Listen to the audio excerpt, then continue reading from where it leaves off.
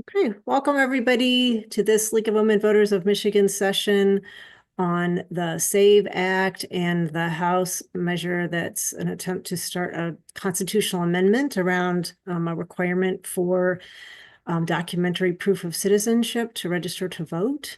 We're going to have two speakers with us this evening. We have the Deputy Secretary of State, and we also have a former co-president from Kansas, where such a requirement was in effect for some years. So we are very eager to get going with this. And if you have questions along the way while our speakers are talking, please just put them in the chat and we'll get to as many questions as we can once they're done presenting. So I'm Denise Hartzaw, one of the co-presidents of the State League, and I'm very happy to have Paula Bowman here helping me out, the other co-president. And we're so pleased to see so many of you here to learn about these important issues. So we're basically trying to help you gain some information about these two different measures, and then also to have you hear from someone who's experienced it, what it can mean in your state to have such a measure in effect. So Aghogho, would you be willing to go ahead and talk to us about the SAVE Act and House Joint Resolution B? Yes.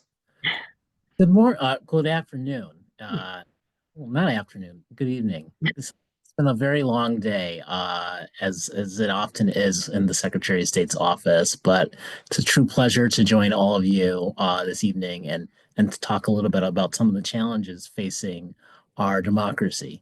Certainly, the last 3 weeks since the inauguration of President Trump have highlighted that.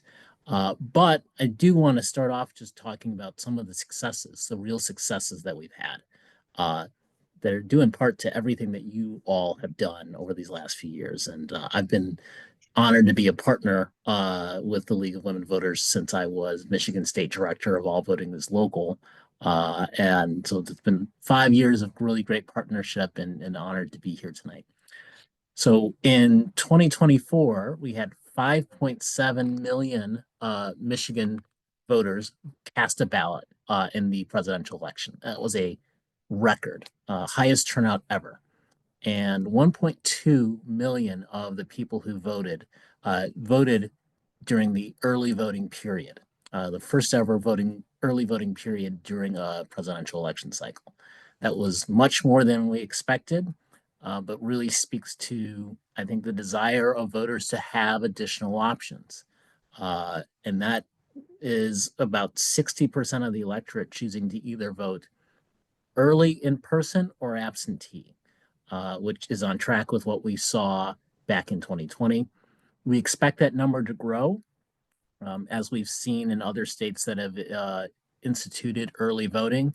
That first cycle, people are still learning about what it means, how user friendly it is, and how to actually go about casting an early vote, and then it jumps in the next cycle. We would eventually love to get to a point where we have about 75% of people voting before election day. That's the goal.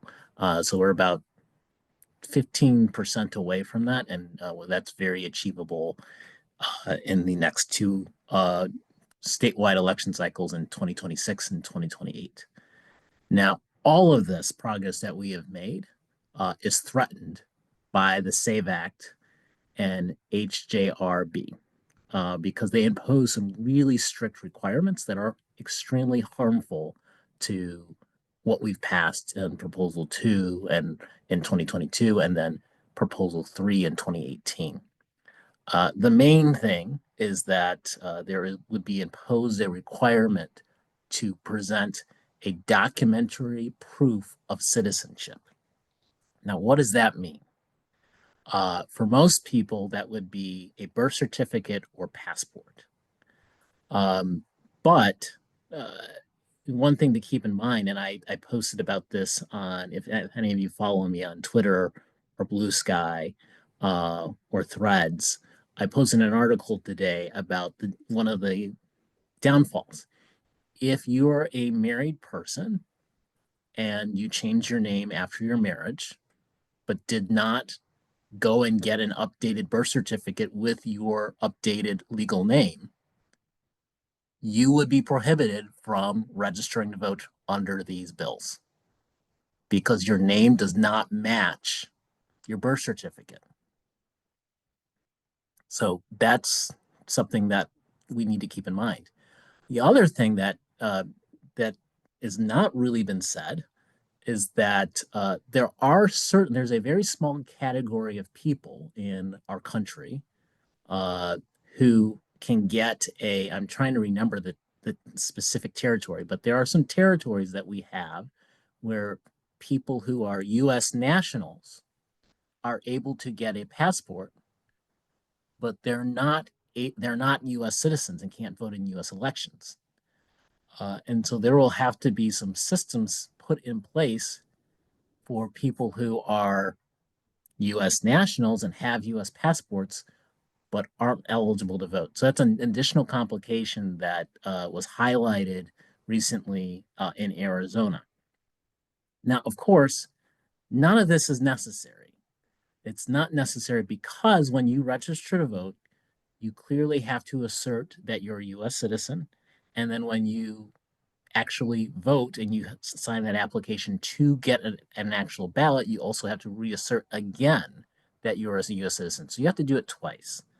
And that's something that we have seen has worked. Of course, we have the situation in Ann Arbor, but what we have found is that there is usually a process when someone tries to become a citizen, becomes naturalized, that they have to verify with the federal government as they go through the naturalization process that they've never voted in an election.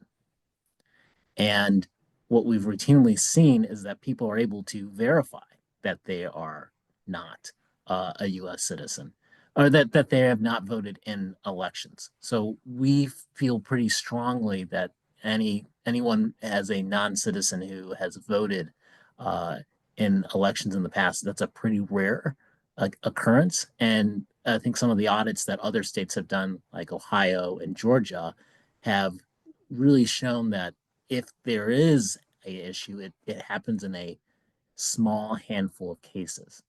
Now, additionally, I just want to point out some additional other issues with this. Um,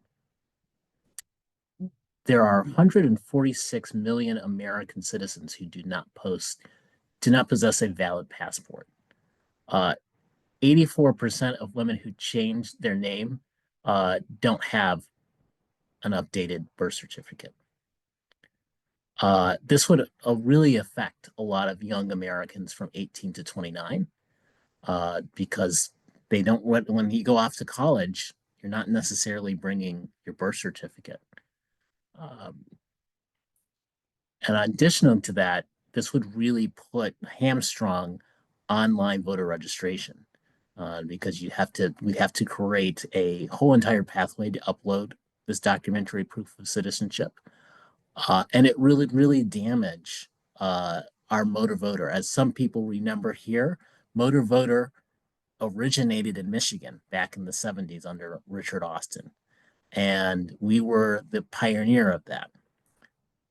In this bill, especially under HJRB, anytime someone updates their address with the Secretary of State's office, they have to present proof of documentary citizenship. So if that's not already on your file, let's say you've been registered to vote for decades and you decide to move, you have to present your papers. It's not your address does not automatically follow you, or your registration no longer will automatically follow you to your new address, which essentially just kills motor voter and automatic voter registration. Uh, in addition to that, one of the other thing is there would be enforced protocols to purge the rolls uh, of voters more easily. Right now, there is a 2 cycle limit. So if we get information that you've moved, we send you a notice, and then you're removed from the rolls. And you send you a notice, and then if we don't respond, there are 2 cycles, so a presidential and a midterm, before you're actually moved from the rolls. Under HJRB, you have 60 days to respond, or else you're removed from the rolls. So take, for instance, you're a snowbird and you're out of town, and we inadvertently flag that you don't have your citizenship papers in line. You could be removed from the rolls before you even knew about it. And if you attempt to go and vote at the next election, you are not able to cast a ballot like everyone else does. You have to cast a provisional ballot. And so let's say you find that on election day, you have to come within 6 days to present your proof of documentary citizenship. Now, today, I just out of curiosity decided that I was going to get a birth certificate. I have a copy of it, but I said, let me get another copy of it. I filled out all the information online. The estimated date for me to get my birth certificate is April 13th, 2 months from now. So this is a really bad idea that will really hurt a lot of people. So with that, I'm going to open it up to questions. I see there are some questions in the chat, and maybe I should just start answering them, or I don't know how you'd like to do it.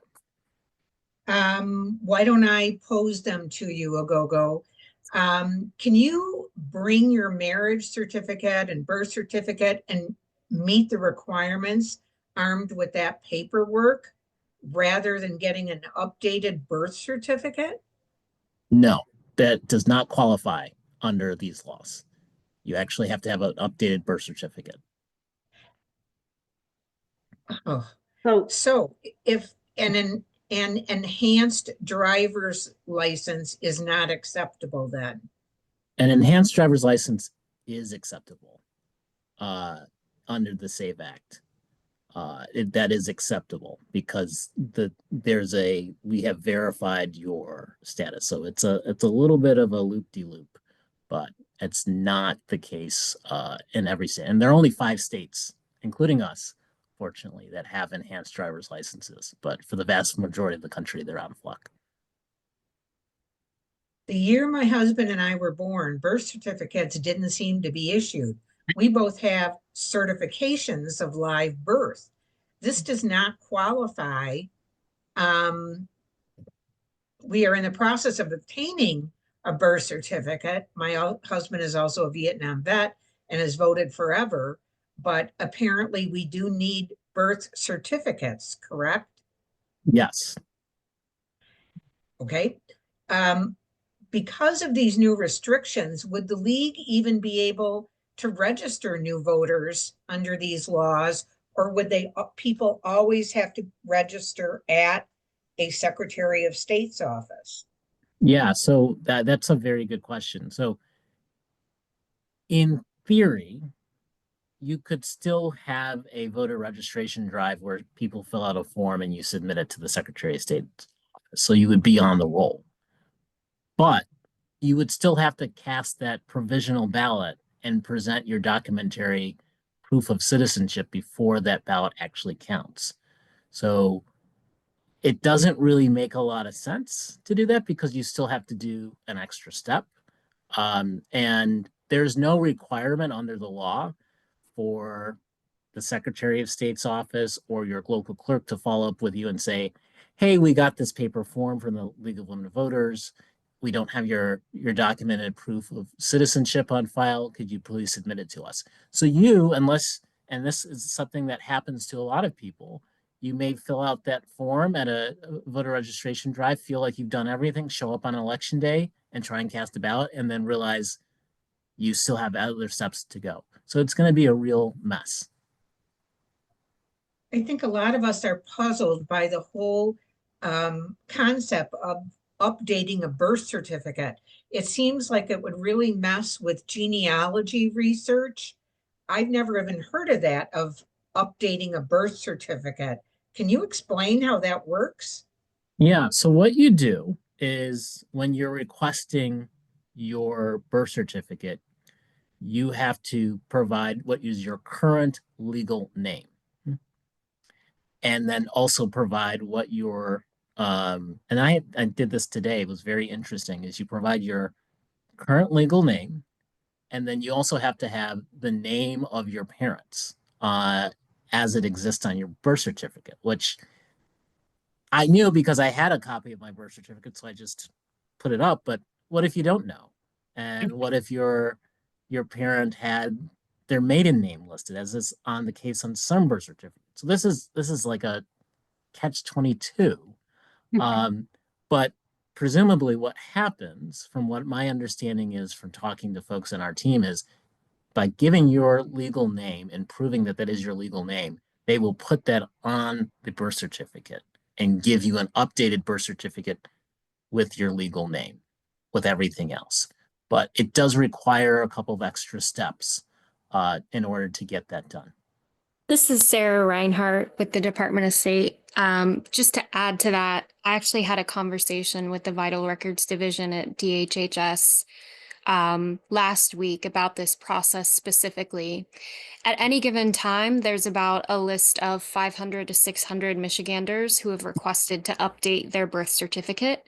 So in addition to the time Deputy Secretary Edevbie mentioned just requesting a birth certificate without any changes, when you request changes to your birth certificate and then request a copy of your birth certificate, it could take in excess of 90 days. Which is just an incredible amount of time, especially if an election occurs between then and when you receive it. Yeah, and I see one of the things now they claimed, in addition to that, thank you, Sarah, for being on and providing some more detail.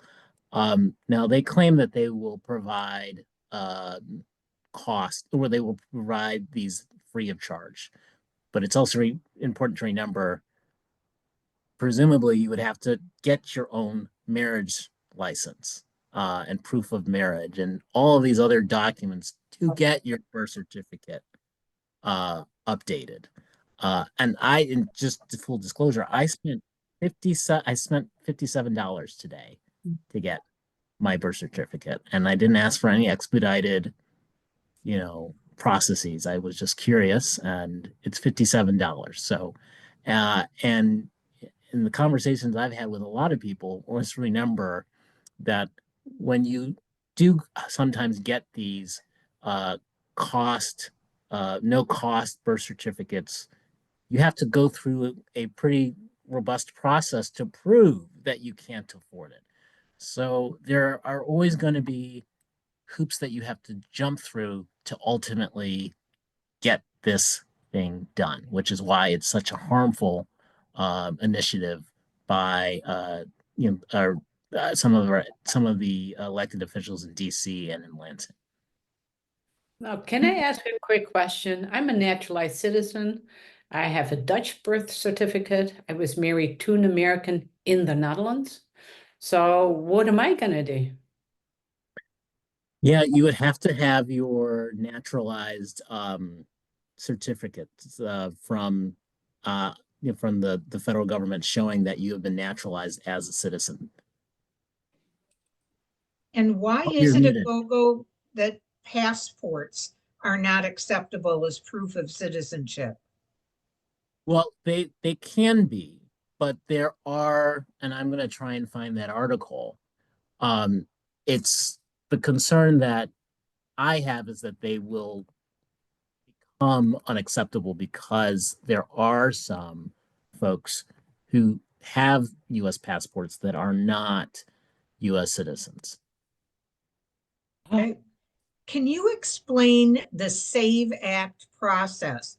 There is word that it will be included in a package of bills, which means it could get lost in terms of attention. Yes. One thing just to add on to the previous answer, and then I'll answer that one. Under HJR B, the Michigan amendment that is being proposed and was introduced by Posthumous, documentary proof of citizenship is not defined. It is left for the legislature to define it after it becomes law, after it's passed into law. So that's why I'm giving you the absolute worst case scenario, because that is ultimately what they could do if this was done in 2027, 2 years from now. Now, in terms of the package of this, how the SAVE Act would get through, there are currently two different pathways that are being discussed in Washington.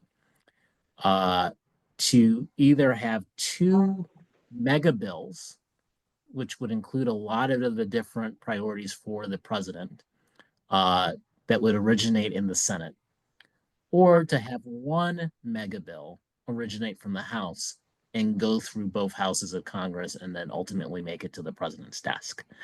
It's unclear what actually will win out. Lindsey Graham said a couple of days ago that he's starting to move on the two-track method, but the Speaker of the House has really been forceful about the one-track method. Regardless, the SAVE Act will be packaged with a lot of different other bills, and it may not get the attention that I think it deserves. That being said, regardless of whether it's the two-track process or the one-track process, there is something, it will go through something called reconciliation.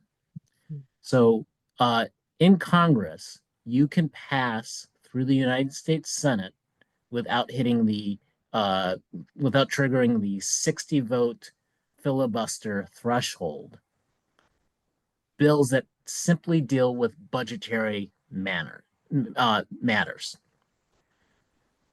This, I think, pretty clearly, through all the legal opinions I have read and my own knowledge as a lawyer, does not pass muster as a purely budgetary matter. That being, and I think that the parliamentarian, I'm very confident, because what usually happens is a bill is submitted, the Senate parliamentarian takes a look at it and says, these things are purely budgetary, these are not.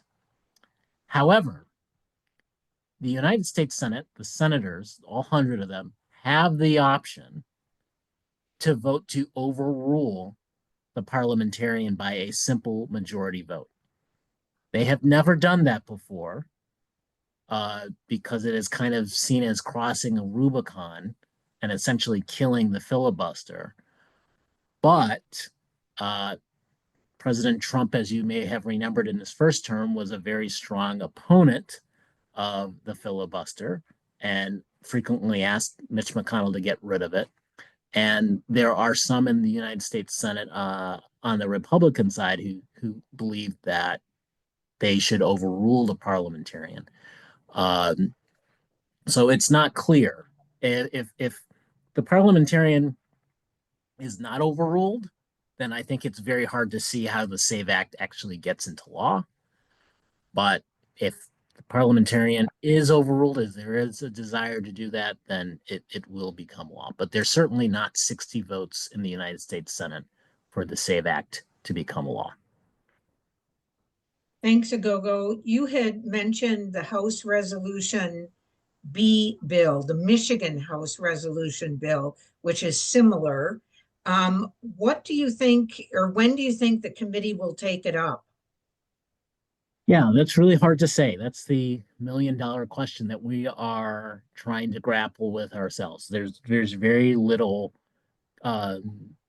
communication. I sent just to show you kind of how the communication is happening. On the day that the speaker was formally elected earlier this year, I got his number and I sent him a congratulatory text. It has been weeks later. I've not received any response to the text. So even saying nice things doesn't require. And additionally, right now, the governor and the speaker and the Senate Majority Leader are pretty deep into negotiations on the tipped wage, minimum wage bill. So that's taking up a lot of the oxygen. So I simply just don't know It's the speaker's prerogative for when that will happen. We currently, our best guess is that it will go through the newly named Committee on Election Integrity first, and there will be committee hearing, and then there will be a vote in the committee, and then it will go to the floor. That being said, if it does somehow make it to the floor, it needs 2/3. And we're pretty confident they will not get 2/3. And therefore, it will never get to the Senate. And the Senate is certainly not going to take it up unless it hits the 2/3 margin. But it could, and I think this is the thing that we're all very concerned about, become a ballot initiative where folks actually try and collect signatures to place it on the ballot. But that is still a ways off. Paula, I'm wondering if we could hear from Seal King before we go to more questions. You have tons of really great questions, and it's been excellent hearing what you're saying. I've learned so much. But if we could just take a little pause so that Seal could maybe talk for a few minutes about the impact of having had to live with something like the proposal under House Joint Resolution B in Kansas. So Seal, how about tell us what it was like? Well, thank you for having me. It was awful.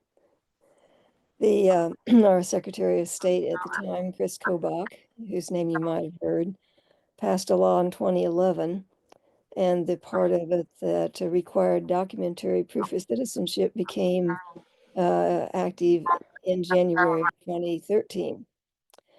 So beginning in 2013, we had to have a proof of citizenship document, and that could have, Kansas was fairly liberal about the documents that they could use. It was a birth certificate or a passport or a tribal ID card, a naturalization document, and there were other hospital papers that were allowed. So that was fairly generous in those terms. And the document that the county election office would receive then did not have to be the original certified one. The league could table and make copies of citizens' documents, and we did not have to certify that they were certified. So that again was fairly generous. But people don't usually carry around their documents with them. When we would have the most successful was when we had naturalization ceremonies, and new citizens would have their documents right there. We came to carry like a dozen photocopiers in with us in these ceremonies and copy these naturalization documents and attach them to their voter application forms, turn them into the county election office. When we went to high schools, we maybe got 50%. After warning the students that we were coming, we needed their birth certificates, or in some cases, a tribal card or a passport. That maybe 50% of them, 50% of the students might come in with those documents. Well, after when we got to 2016, the suspense list, as they were calling it, the people had provided their application for registration, but not a document. They put on a suspense list. By mid 2016, the state had close to 35,000 names of people who had not provided their proof of citizenship. Kansas is sounds like about a third of what Michigan has. We have under 3 million people. Just in 2024, we reached 2 million voters. So the 35,000, you can probably multiply by 3 if you want to get a comparable number for Michigan. But it sounds like your proposal B might be a lot stricter than what we had to deal with. when we were talking to people about their documents, and often young people, they might say, well, I was born in a military base overseas. That base is no longer existing. Or maybe the base burned down, or the building burnt down, and they can't get a document. Or it might be that the parents were separated and the father was mad. The father had the birth certificate and wouldn't give it to the child. We had some people who had to travel out of state because they were born in another state, and they had to present in person, get these documents in person. And at least one went through all the trouble of the travel, providing what he thought he needed to get his document, his birth certificate, and would get there and they would say, oh, you need this other document, which he didn't have. And he would come home without it, out of money and out of time.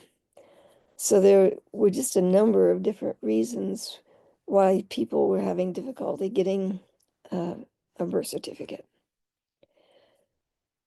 When we came close to, I think it was the 2016 election, we broke up in teams of 2 and went around our Lawrence neighborhoods where we knew there were a lot of young people,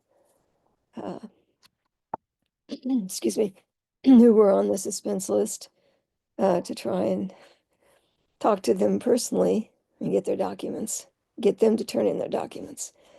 After about 30 person hours that weekend, we got 30 people to show up with their documents.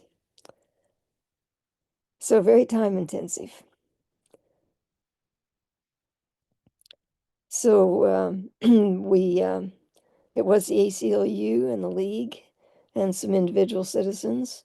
The case was known as the Fish v. Kobach case. And in June of 2018, the district judge finally said, no, this is unconstitutional, that you are putting so many citizens in this position that they can't vote when you've been able to show so few who are not citizens actually being on the voter rolls.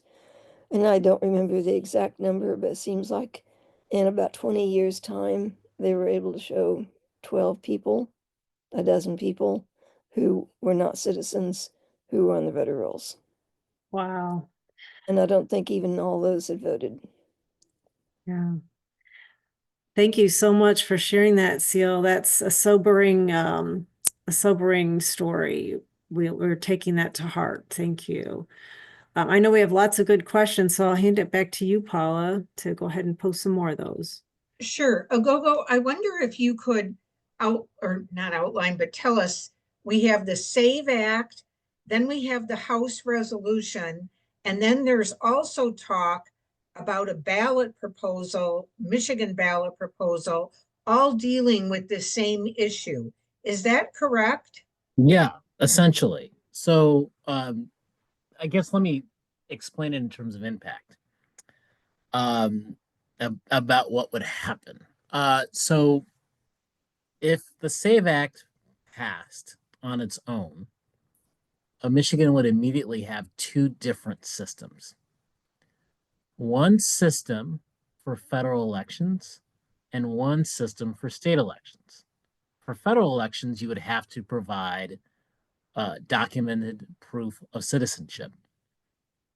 But for state elections, because we have a constitutional right in our state constitution to registering to vote without documented proof of citizenship, there would essentially be 2 different ballot styles.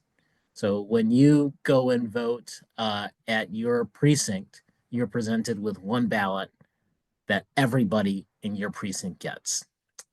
In this scenario, there would be 2 different ballot styles. So there would be one ballot style for only state elections, one ballot style for only federal elections, and then one ballot style for both elections. So you'd have 3 different ballots potentially, which would cause chaos and the clerk's ranks if only the SAVE Act passed. Flip side, if only HJRB passed, that would also be the case of having two different systems if nothing happens on the federal level. That same scenario. Now, HJRB is, so there are two different ways for something to get on the ballot to change the Michigan Constitution. And this happened back in 2022. So proposal one, as you may remember, dealt with personal finance disclosure for legislators and also amended our term limits law. That was put on the ballot by the legislature by a 2/3 vote of both chambers, both the House and the state Senate. And so that was placed on the ballot by the legislators. The other way to get on the ballot to amend the state constitution is by simply collecting a number of signatures to put it on the ballot. So the thought is in this scenario is that if HJRB does not get the 2/3 vote in each chamber of the House and the Senate and the legislature, that the folks who are championing this proposal would instead organize a ballot initiative committee to go and collect signatures to put that proposal on the ballot through the citizenship signature gathering effort. Which is a dangerous, I mean, the ballot measure is probably more dangerous than the House resolution, which you don't think would pass, right? It could be. I mean, it's, the thing is when having been I was part of the effort in drafting proposal 2, which ultimately got on the ballot. It takes a long time, and it was a very collaborative process where we talked to clerks, we talked to advocates, we talked to ordinary voters. What we've seen with HJRB is that it was drafted very quietly by a few people and put in place. It was put in place to try and gather the 2/3 votes and have a process that would potentially put some pressure on Democrats to vote for this. When you have a ballot initiative process, there is no such pressure to try and curry favor with Democrats in the House or the Senate. It can be it can be drafted by a very small group of people. They get the signatures. And sometimes, as we've seen over the last few years, is that people will sign a petition without even really knowing what it is. Because there's no, because of the First Amendment, there are some issues, and we've tried to work through those issues and propose different measures, but unfortunately there's nothing on the books that requires somebody to verbally tell you the truth. So they could very much say, would you like to sign a petition to help secure our elections? Of course. I mean, that sounds reasonable to most people. And a lot of them stand outside of libraries, out of grocery stores, and you're in a rush and you sign it. And there's no mechanism, that's once you sign it, that's it. And that's something we've seen occur in some frequency over the years. So if there's a well-funded effort, it's really hard to prevent something from getting on the ballot that we've seen in the past years. Sometimes it does happen. As you may recall, former Lieutenant Governor Brian Calley tried to put on the ballot a initiative to turn our legislature into a part-time legislature. And he was not able to get the signature. So sometimes there are some cases where it can be defeated before ultimately the signatures are gathered and it's verified for the ballot. Okay. One of our leagues is considering meeting with their local representative during open office hours next week. Can you recommend the 3 most pertinent points why we oppose this legislation? And I presume we're talking about the state resolution rather than the SAVE Act. Yeah. Yes. Well, I would assume I mean, one of the things that you guys do so well is you help to register voters. As I think your colleague in Kansas has made very clear, and from our reading of the resolution, it would essentially hurt or completely neuter the ability to have those voter registration drives. So I think that's number one, very important for you guys to make that clear. Two, this hurts.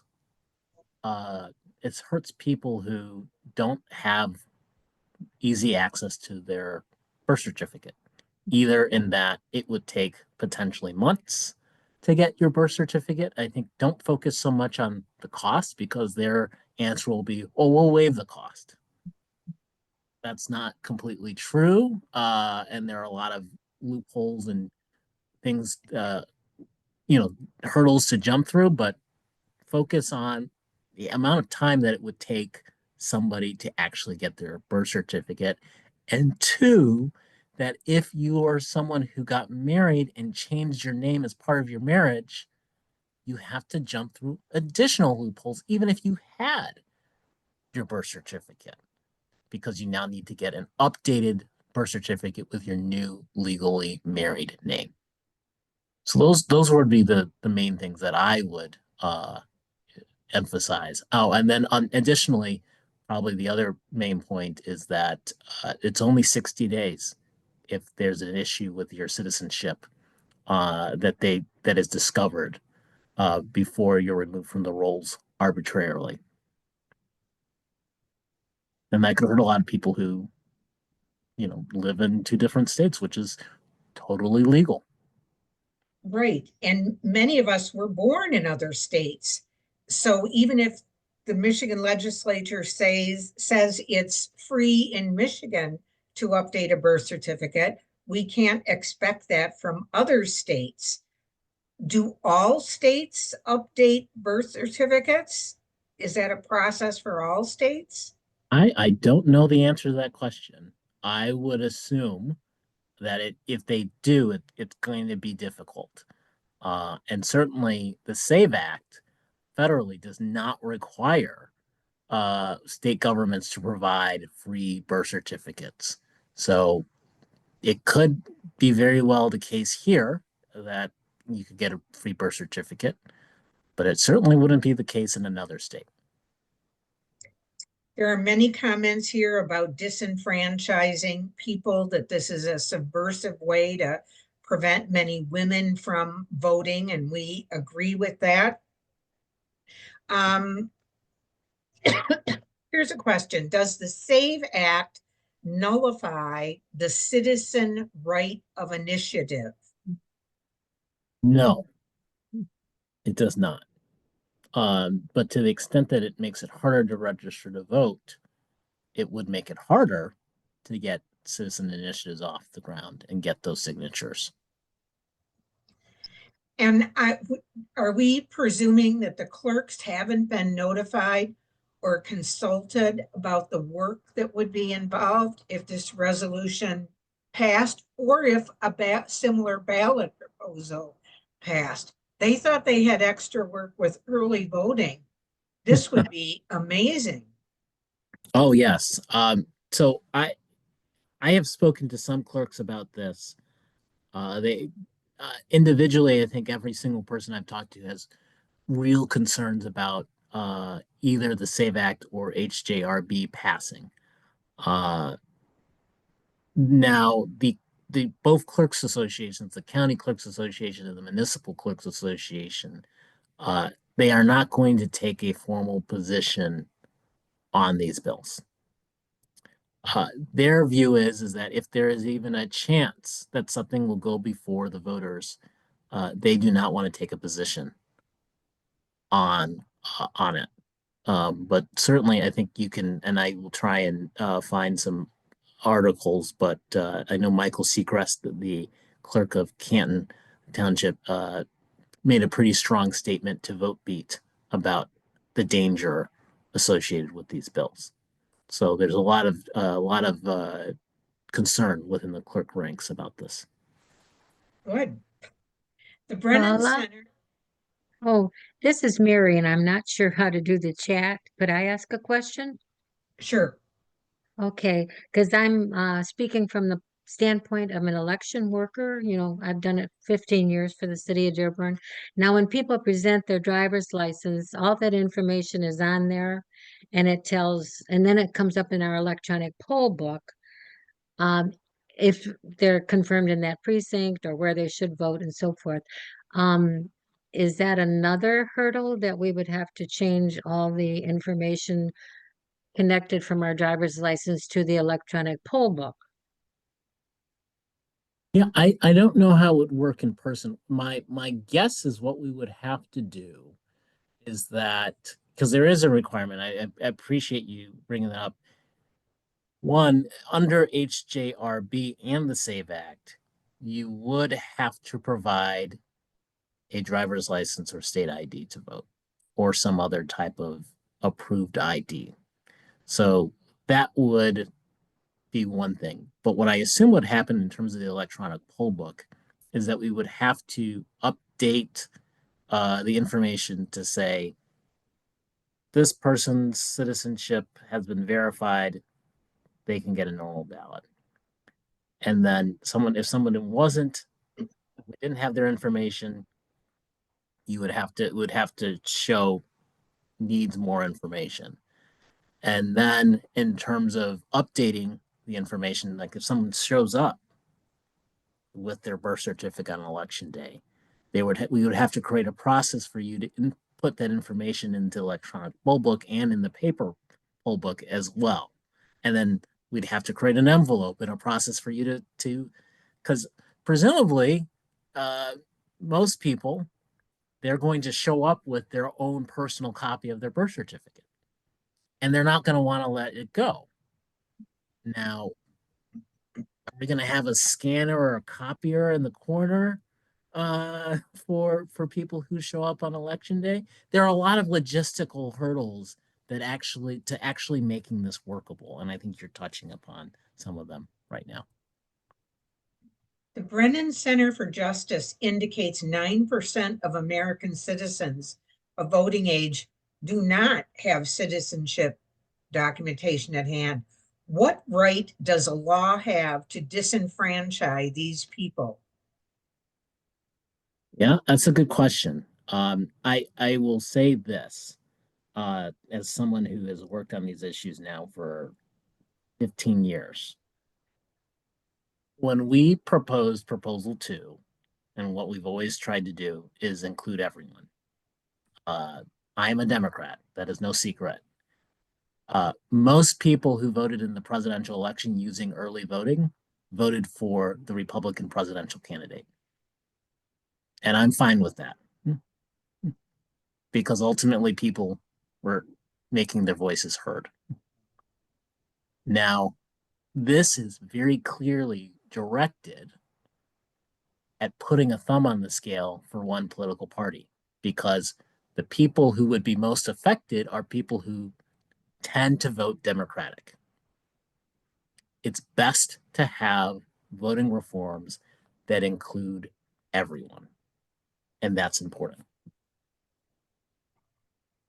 Denise, there are a lot of questions here that are very specific scenarios, and I'd be happy to collect these and then pass them along to you, Aghogho, and Sarah to answer if you even know the answers.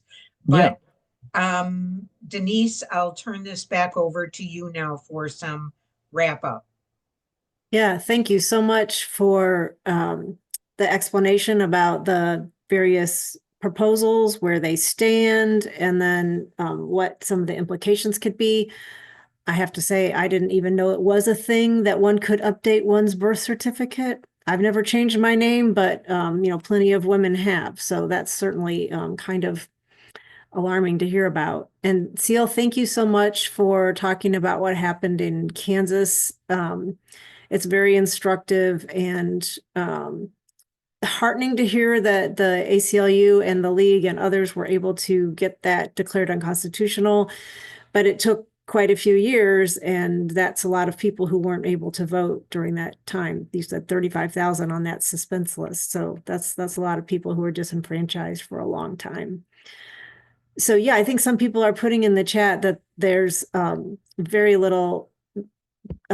few instances of people who are non-citizens who've tried to vote. And so, yeah, these are solutions looking for a non-existent problem, or solutions to a very small problem. So we will be definitely working with the LWVMI Advocacy Committee and the board and figuring out what are the league's next steps. And please watch for action alerts when right now there is an action alert from LWVUS. I hope everybody saw that. It was like maybe a week and a half ago about the SAVE Act. So if you haven't yet clicked on that little action alert to contact our federal elected officials, please do so. You can go to the League Management site. You just Google League Management.